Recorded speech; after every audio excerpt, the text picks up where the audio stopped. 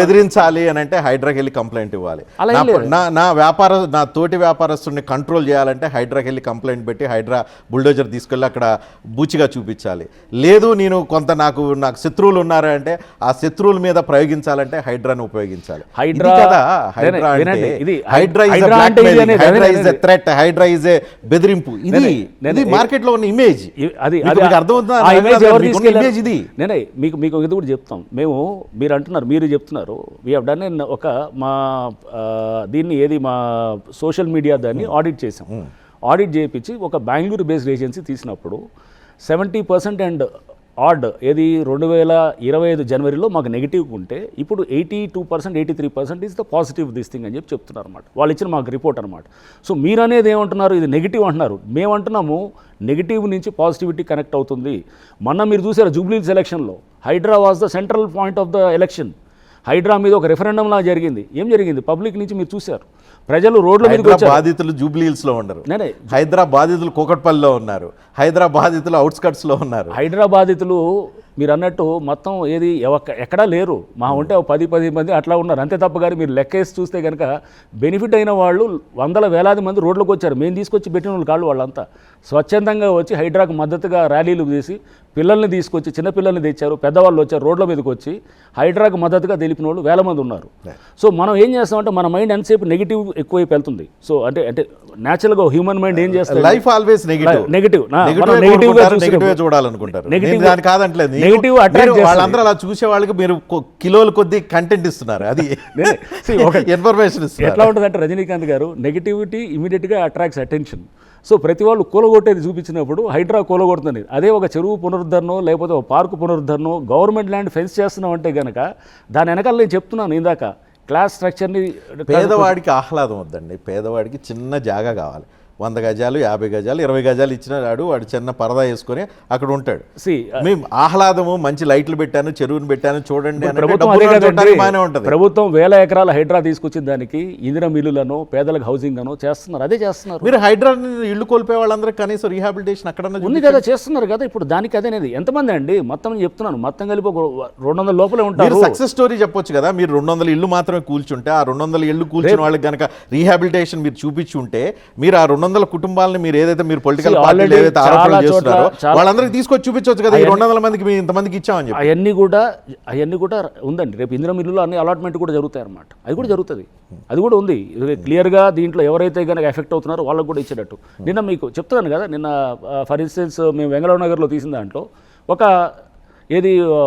3 ఎకరాల land, park land, housing board layout, దాన్ని ఆక్రమించుకొని చేశారు. స్టేటస్కు ఆర్డర్ తీసుకొచ్చారు. వాళ్ళు తెచ్చిన తర్వాత మళ్ళీ అక్కడ గుడిసెలు లేకపోతే షెడ్లు పెరగటం మొదలెట్టి. అరే ఒక పక్క స్టేటస్కో ఆర్డర్ ఉంది ఉన్నప్పుడు ఆర్డర్ గౌరవించకుండా గుడిసెలు అంటే అన్ని చోట్ల ఏం చేస్తున్నారు, కోర్టు ఒక స్టేటస్కో ఆర్డర్ తీసుకురాగానే మళ్ళీ యాక్టివిటీ మొదలవుతుంది. అక్కడ గుడిసెలు తీసుకురావటం, షెడ్లు వేయటం అన్నీ వేసేసి మెల్లిగా దాని మీద ఒక దొంగ సర్వే నెంబర్ తోటి వచ్చి పర్మిషన్ తీసుకొచ్చి ఇక్కడ కడతారనమాట. స్ట్రక్చర్లో ఉన్నటువంటి అంటే సిస్టంలో ఉన్నటువంటి దీన్ని లొసుగుల్ని తీసుకుంటూ అడ్వాంటేజ్ తీసుకుంటూ చేస్తున్నారు. సో ఎప్పుడైతే కనుక స్టేటస్కో ఉందో మేము వెంటనే వాళ్ళని అన్నాం, వారు స్టేటస్కో ఉన్నప్పుడు నువ్వు ఎలా చేస్తామని చెప్పి తీసేసి వాళ్ళందరూ కూడా నిన్న అక్కడ లోకల్ ఎమ్మెల్యే గారితో కూడా ఆయన మాట్లాడినప్పుడు వాళ్ళందరూ కూడా ఇంధన మిల్లులో అకామిడేట్ చేసినట్టు చెప్తున్నాం అనమాట. రంగనాథ్ వల్ల హైడ్రాకి చెడ్డ పేరు వస్తుందా, లేకపోతే హైడ్రా వల్ల రంగనాథ్ విలన్ అయ్యారా? ఏది కాదండి, ఈ 2 స్టేట్మెంట్స్ తోటి నేను ఏకీభవించను. హైడ్రా వల్ల రంగనాథ్కి చెడ్డ పేరు రావట్లేదు, రంగనాథ్ వల్ల హైడ్రా చెడ్డ పేరు వస్తుంది అనేది కూడా కాదు. రంగనాథ్ వల్ల హైడ్రాకి చెడ్డ పేరు ఏమైనా వస్తుంది? 2 కాదంటున్నాను నేనే అనేది. ఇది షార్ట్ టర్మ్గా చూడటం కాదు, లాంగ్ టర్మ్లో ప్రభుత్వం, హైడ్రా, రంగనాథ్ అందరికీ మంచి పేరే వస్తారు. మీకు హైడ్రా మీద 700 కేసులు హైకోర్టులో ఉన్నాయి. కమిషనర్ రంగనాథ్ హైకోర్టు తీర్పు ఉల్లంఘన పేరుతో కమిషనర్ రంగనాథ్ మీద 30 కేసులు ఉన్నాయి. కోర్టు చెప్పినా కూడా మీరు ఎంటలేదని స్వయంగా కోర్టే మిమ్మల్ని కొన్ని సందర్భాలు అక్షంతలు వేసిన పరిస్థితి కనిపించింది. ఎందుకు ఈ పరిస్థితి? దీన్ని బట్టి మీరు విలనా నెగిటివా ఏంటనే చెప్పాలి. మీకు ఎగ్జాంపుల్ చెప్తానండి. ఇప్పుడు బతుకమ్మ కుంట ఫర్ ఇన్స్టెన్స్ ఉన్నది. బతుకమ్మ కుంట మేము ఆ చెరువును పునరుద్ధరించినప్పుడు కోర్టు వాళ్ళు కొన్ని గైడ్లైన్స్ ఇచ్చారు. అంటే ఏమని ఇచ్చారు, ఫ్లడ్ కంట్రోల్ వరకు మీరు చెరువును చేయొచ్చు అన్నారు. సో మేము చెరువును తయారు చేసాం. సో కోర్టు ఏ విధంగా అంటే కోర్టుకి అవతల ప్రత్యర్థులు ఏ విధంగా తీసుకెళ్లారంటే ఇది ఫ్లడ్ కంట్రోల్ కాకుండా ఇంకా అడిషనల్గా చెరువును మొత్తం తయారు చేశారనేటువంటి విధంగా చేశారు. సో దాని మీద కంటెంప్ట్ కేసు. అంటే ఒక కంటెంప్ట్ కేసు మా మీద ఫైల్ చేశారు. సో అంటే కంటెంప్ట్లు అంటే ఈ విధంగా ఉన్నాయన్నమాట. అంటే ఎట్లా ఉన్నాయి, రేపు అక్కడ ఒక సపోజ్ ఒక కింద ఇంజంక్షన్ ఆర్డర్ ఏదో ఉంటుంది, ఎక్స్పర్ట్ ఇంజంక్షన్ ఆర్డర్ తీసుకొస్తారు. తీసుకొచ్చిన తర్వాత అది మాకు ఐడియా ఉండదు, ఇంజంక్షన్ ఆర్డర్ ఉన్నది అనేది తెలియదు. మేము మాట్లాడినప్పుడు ఆ ఇంజంక్షన్ ఆర్డర్ మా నోటీస్లోకి రాదు, ఇది పర్సనల్ ఎంక్వైరీ చేసినప్పుడు. మేము యాక్ట్ చేసిన తర్వాత ఈ ఇంజంక్షన్ ఆర్డర్ ఎక్స్పర్ట్ ఇంజంక్షన్ ఏదో ఉన్నది, ఇదిగో ఇట్లా అని చెప్పేసి కొన్ని ఎట్లా చేస్తారంటే కోర్ట్స్లో వాళ్ళు కింద లోవర్ కోర్ట్స్లో ఉన్న దాన్ని బయటికి చెప్పకుండా ఉన్నప్పుడు దాని మీద కంటెంప్ట్. అంటే ఇట్లా టెక్నికల్గా కంటెంప్ట్స్ ఉన్నాయి తప్ప కానీ ఎక్కడ కూడా నిజంగా జనరల్గా మీరు చూస్తే కనుక సబ్స్టాంటివ్గా మీరు చూస్తే కనుక కంటెంప్ట్ అనేది ఉండదు. కొన్ని సందర్భాల్లో కోర్టులు కొన్ని కామెంట్లు చేసి చదివి వినిపిస్తాం. 2025 మార్చి 20న అన్ని వ్యవస్థలను మేనేజ్ చేసుకుంటూ సాగుతున్న సంపన్నులకు హైడ్రాలోనూ మినహాయింపులు దక్కిపోతున్నాయి. ఇది కోర్టు అన్నమాట, నేనన్నమాట కాదు. మొత్తంగా పేదలు మధ్యతరగతిని మాత్రమే టార్గెట్గా చేసుకుని కూల్చివేతలకు పాల్పడుతున్న హైడ్రా ధనవంతుల జోలికే వెళ్ళటం లేదు. హైడ్రా చేపట్టిన కూల్చివేతలను పరిశీలిస్తే ఆ సంస్థకు పేదలు మధ్యతరగతి ప్రజలు మాత్రమే టార్గెట్గా ఉన్నారని భావిస్తున్నాము అని చెప్పి ఇది కోర్టు చెప్పిన మాట, నేను కాదు. 2025 మార్చి 20.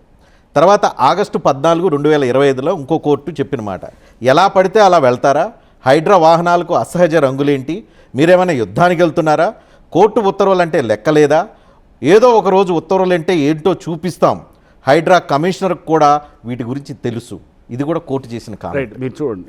సో వీటిల్లో మీరు చెప్తున్నది ఏది పేదలు మధ్యలు అట్లనే కోర్టులు ఎన్నో సందర్భాల్లో ఏముంటుంది, మాకు సపోర్టివ్గా కూడా ఇచ్చిన స్టేట్మెంట్స్ చాలా ఉన్నాయి. మీరు అవి మాట్లాడలేదు, నెగిటివ్ అదే చెప్తున్నాను. మనం నెగిటివ్గా ఉన్నది అనేది చాలా బాగా సమ్మగా ఉంటుంది. సమ్మగా ఉండే విషయాలు కాదు, జవాబుదారీ విషయాల గురించి మాట్లాడు. జవాబుదారీ గురించి మాత్రం జడ్జిమెంట్లో ఎక్కడ ఉండదు. మీకు అది కూడా చెప్తున్నాను. ఇది కోర్టు మామూలుగా బెంచ్ మీద ఎవరో ఒక జడ్జి కామెంట్ చేయటం, లేకపోతే ఎవరో అక్కడ అడ్వకేటు అతను కొంత పాసింగ్ మాటలు మాట్లాడుతూ అతను ఏం చేస్తాడు, he will try to put words in the mouth of the court అనమాట. సో అది ఏం చేస్తాడు, సార్ పేదవాళ్ళ మీదకి వచ్చారు, అతను వెనకాల ఉన్న వాళ్ళ వ్యక్తులు పెళ్ళి ఎందుకు చెప్తాడండి అడ్వకేటు, చెప్పడు కదా. ఆ ముందున్న గుడిసెలు తీశారు సార్ అని అంటాడు. వెనకాల ఉన్న కథ అంతా మాకు తెలిసి చెప్పచ్చు కదా.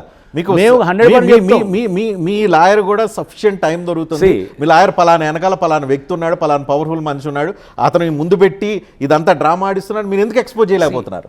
అక్కడ ఏమవుతుందంటేనండి, ఆన్ పేపర్ ఎక్కడ ఎవిడెన్స్ ఉండదు, మాకు తెలిసిపోతుంటుంది. అక్కడ కొన్ని ఏంటంటే దాన్ని వాడుకుంటున్నారు సిస్టంలో. ఒక 30 ఎకరాల భూమిని ఒక 10-15 మంది గుడిసెలు వేసుకొని కాపాడుకోగలుగుతారండి 3,000 కోట్ల ప్రాపర్టీని. నిన్న ఏదో 200-300 కోట్ల ఏది దాన్ని ఒక 4-5 గుడిసెలు వేసుకొని ఆపుకోగలుగుతారా? ఇండియా పాయింట్ ఏంటి, ఎలా పడితే అలా వెళ్తారా? రైట్. దాన్ని కూడా హైడ్రాకు అసహజ రంగులేంటి, యుద్ధానికి వెళ్తున్నారా? అది కూడా మీకు చెప్తాను చూడండి. అంటే పర్సెప్షన్ ఎలా ఉందంటే హైడ్రాకు అసహజ రంగులు ఏమి లేవండి. హైడ్రా బండ్లు ఆర్మీ కలర్స్ ఏవైతే ఉన్నాయో ఏం లేదండి. హైడ్రాకు ఉన్నటువంటి ఏది కలర్స్ బ్లాక్ స్కార్పియోలు ఏదైతే ఉన్నాయో అంతకుముందు ఈవీడిఎం అనే సంస్థ కూడా అదే స్కార్పియోలో వాడినాయి, అయ్యే వాడుతున్నాం మేము. చూసే పద్ధతులు, చూసే కోణం మారింది. చూసి మేము మిలిటరీ లాగా ఉన్నాము, మేము ఇలా అని చెప్పి చూస్తున్నారు తప్ప కానీ అది మేము తర్వాత ఎక్స్ప్లెయిన్ చేసాం కూడా. అది ఏమండి ఇదే స్కార్పియోలు పాత ఈవీడిఎం అనే సంస్థ 2018 నుంచి నల్ల స్కార్పియోలు ఉన్నాయి, మేము అదే స్కార్పియోలు వాడుతున్నాం. సో మామూలుగా క్యాప్ పెట్టుకుంటాం, క్యాప్ పెట్టుకునేటప్పుడు జంగిల్ ప్యాచ్ మామూలుగా ఇది ఉంటుంది, అది ఆ క్యాప్ పెట్టుకోవచ్చు, బ్లూ క్యాప్ పెట్టుకుంటాను, రకరకాల క్యాపులు పెట్టుకుంటాం మేము. పెట్టుకున్నప్పుడు దాని అర్థం ఏమన్నా జంగిల్ అది ఆర్మీ యుద్ధం అనుకుంటారా? చూసే కోణంలో మార్పు అనమాట. అక్కడ ఎవరైతే కొంతమంది మన రాష్ట్రంలో ఫ్రెండ్లీ పోలీసింగ్ ఉంది. మీరు పోలీస్ అధికారిగా వచ్చి హైడ్రా కమిషనర్గా ఉన్నారు. ఫ్రెండ్లీ పోలీసింగ్ అంటే పోలీసులను కొట్టకూడదు, ప్రజలను కొట్టకూడదు, శిక్షించకూడదు, వాళ్ళతో మంచిగా ఉండాలి, కూర్చోబెట్టి మాట్లాడాలి, టీచ్ మాట్లాడాలి, ఇవన్నీ ఉన్నాయి. అలాంటిది పోయి మీరు క్యాపులు పెట్టుకొని యుద్ధానికి లాఠీలు పట్టుకొని. ఫ్రెండ్లీ పోలీసింగ్ అంటే ఏంటంటే తప్పు చేసిన వాటికి తప్పకుండా అతనికి భయం ఉండాలి. రౌడీ షీటర్ని తీసుకొచ్చి కుర్చీలో కూర్చోబెట్టి చాయ్ పానీలు కూల్ డ్రింకులు తాపించడం కాదు, వాడికి భయం ఉండాలి. భారత శిక్షా స్మృతిలోనే ఒక మాట ఉంది, మీరు పోలీస్ అధికారి, భారత శిక్షా స్మృతిలోనే ఒక మాట ఉంది, 100 మంది నేరస్తులు తప్పించుకోవచ్చు కానీ ఒక్క మంచివాడికి శిక్ష పడకూడదని. అలానే మీరు ఎవడో వెనక కబ్జారాయుడో పెద్దోడో ఎవడో ఉన్నాడని చెప్పి పేదవాడినో లేకపోతే ఇంకో దానితోనో ఇవన్నీ రజనీకాంత్ గారు వినండి, ఈ పేదవాడు ఇది అని మాట్లాడుతూ తీసుకెళ్లేది చాలా బాగుంటుంది వినటానికి. వెనకాల నడిచే నాటకం ఇన్నాళ్ళు నడుస్తుంది ఇదే కదండి. పేదవాడిని అలా కాదు రజనీకాంత్ గారు, అందరూ మాట్లాడేది అదే మాట్లాడుతున్నాం. గత 70 ఏళ్ళ నుంచి ఇదే మాట్లాడుతున్నాం. పేదవాడిని చేయాలంటాం, మనం అన్నీ చెప్తూనే ఉన్నాం. బట్ పేదవాడుగానే మిగిలిపోయాడు. వెనకాల చేసే నాటకబాజీగాళ్ళు మంచిగా నడుస్తూనే పోతున్నారు. అంటే సివిల్లలో బెదిరించడం భయపెట్టడం ఉంటుందా? బెదిరించడం కాదండి నేనేది, వాడికి చట్టం అంటే భయం ఉండాలి. ఒక రౌడీ షీటర్ వచ్చాడు అనుకోండి, ఒక సపోజ్ రౌడీ షీటర్ వస్తే కనుక వాడికి భయపెట్టాలి. భయం అంటే ఏంటి? చట్టం ద్వారానే భయపెట్టవచ్చు. పెట్టాలంటే కనుక వాడిని కూర్చొని మర్యాద ట్రీట్ ప్రభుత్వ అధికారి కానీ చట్టానికి లోబడే పనిచేయాలి. తప్పకుండా కాదని మీరు కూడా అతీతులు కాదు. 100% ఎస్, చట్టం ద్వారా భయపెట్టవచ్చు. చట్టం కూడా ఏంటంటే డిటరెన్స్ ఉంటుంది. లాను ఎఫెక్టివ్గా యూజ్ చేస్తే డిటరెన్స్ ఉంటుందండి. నేను చట్ట అతీతంగా ఏం మీరు మాట్లాడలేదు. చట్టాన్ని వైలేట్ చేసినప్పుడే కోర్టు వస్తుంది. 2025 నవంబర్ 15 కోర్టు ఒక స్టేట్మెంట్, పబ్లిక్ ఆర్డర్ను పట్టించుకోకుండా హైడ్రా అతి చేస్తుంది, శని ఆదివారాల్లో కూల్చివేతల, చెరువులు కుంటలు జలాశయాల సంరక్షణ పునరుద్ధరణ పేరుతో కోర్టు దిగ్గారణకు పాల్పడతానంటే చూస్తూ ఊరుకోబోము. ఇంకా చాలా కూడా ఉంది. నేను ఇప్పుడు శని ఆదివారాలు దీని మీద కూడా మేము చెప్పాం. 3 ASS జడ్జిమెంట్ అని ఉందన్నమాట. ఇది డివిజన్ బెంచ్ ఆఫ్ హైకోర్టు ఉమ్మడి రాష్ట్రం. దాంట్లో స్పష్టంగా ఓన్లీ ఏ రోజులు చేయకూడదని చాలా స్పష్టంగా ఉంది. సో మేము చేసేటప్పుడు కూడా ఈవినింగ్ సపోజు కోర్టుకు సబ్మిట్ చేసాం, సాయంత్రం 4 స్టార్ట్ చేసాం అనుకోండి డిమాలిషను, 7 చీకటి పడుతుంది. డిమాలిషన్ మధ్యలో వదిలేయలేం కదండి, ఏదో కాస్త కూలగొట్టి వదిలేయలేం కదా. బిల్డింగ్ పలిపోతే కనుక పక్కన బిల్డింగ్ మీద పడితే కంప్లీట్ చేసాం, కోర్టుగా వస్తుంది. చీకట్లో ఎందుకు కూలగొట్టారు అంటారు.